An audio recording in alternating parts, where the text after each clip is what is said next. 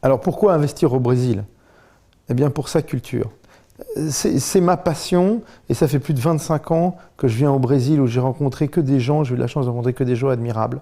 Et j'aime et je suis fasciné par la culture brésilienne, qui n'est pas tout à fait européenne, qui n'est pas tout à fait africaine, mais qui est la parfaite confrontation entre les deux et qui peut en faire une culture mondiale.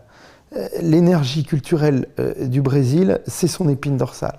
Dans le Guarana, dans Itaú, dans l'éthanol, dans Embraer, dans Osklen, dans Natura, il y a la nature, il y a les Indiens d'Amazonie, il y a la chaleur de la Garota d'Ipanema, il y a l'anthropophagie d'Osvaldo de Andrade, la sensualité des bâtiments de Niemeyer, les pavés de Burle-Marx, la poésie amoureuse de Chico Buarque.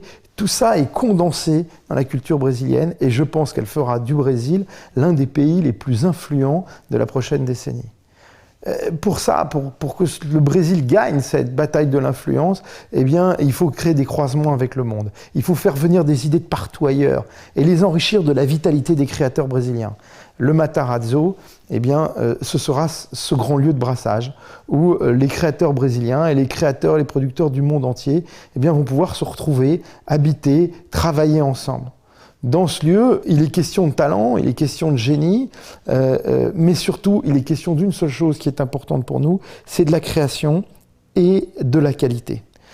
Toutes les disciplines seront représentées, que ce soit des artisans, des bijoutiers, mais aussi des gens du cinéma, des gens de la musique, des sculpteurs, des peintres, des gens de la mode. Eh bien, tous ces gens-là auront quelque chose à faire, à présenter au Matarazzo. Et ça va en faire donc cet énorme lieu, cette énorme boule d'énergie où tous les talents de São Paulo vont se retrouver.